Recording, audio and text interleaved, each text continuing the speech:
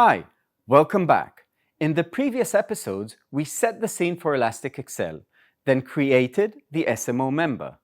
That was followed by connecting the second member to form a cluster.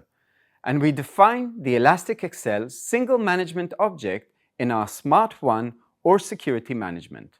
It is time for the real nitty-gritty, the inner works of an Elastic-XL cluster. So, in this episode, we will show you how to manage your cluster using the SMO's Web UI interface, and in the next one, how to do the same, but this time through Command Line Interface CLI. Let's start. We will enter the Web UI management like we did in the second episode. Type the IP address of the SMO in the URL address line, and enter username and password as configured. In the network management, you can see the SMO member interfaces. Elastic-XL supports bond technology, which joins multiple physical interfaces into one virtual interface.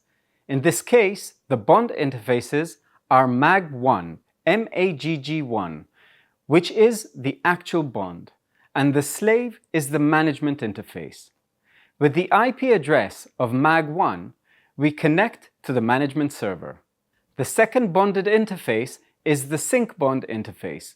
After the first time visit, the sync interface automatically transforms to ETH1 sync, which is the slave to the sync bond interface. Note that when using Web UI, there will be some components that you won't see because you cannot use or change them. They are set. These two bond interfaces are one example, which is why you did not see them in the network interface window I opened just now. However, to those of you who use Command Line Interface, you will see these interfaces by typing the basic ifconfig command. We will see it in the next episode. The ETH2 interface is an interface for internal network. Let's go back to the cluster management menu on the top left side of the screen. There, we can add or delete members to suit our requirements.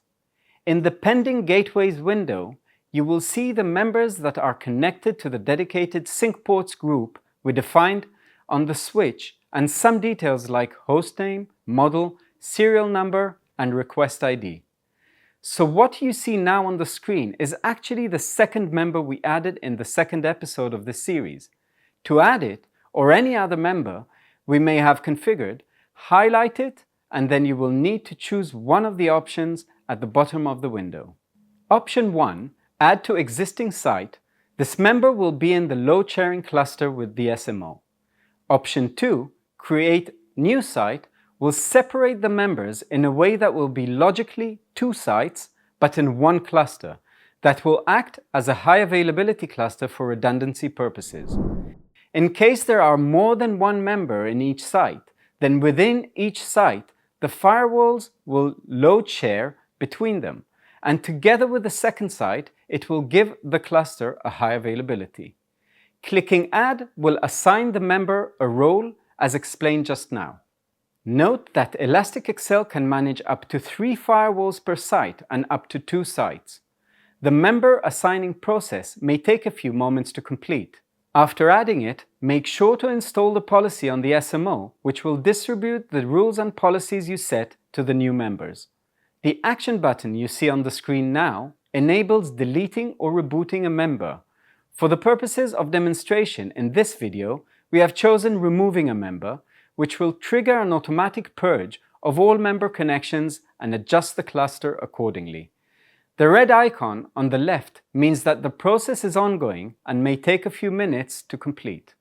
Remember, you must reinstall the policy on the SMO member after adding or removing a gateway to align the cluster.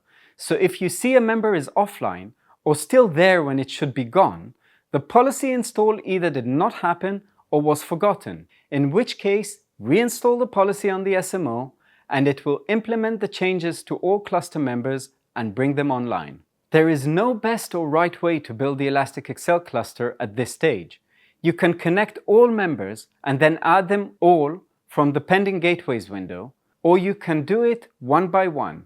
Connect and add, whatever suits your personal logic and organization. We have added and removed members using the Web UI. to and from a cluster. This is the place to add that if you are familiar with the VS concept, the virtual system option Checkpoint offers in every gateway, that this option is still the same within an Elastic-Excel Gateway member. But note, a VS cannot act as an actual cluster member. And by the way, VS Next is our next TME Under the Hood series. So if you are interested in more new features of the R82 new Checkpoint software, be sure to look for it in the next couple of weeks as we announce its release.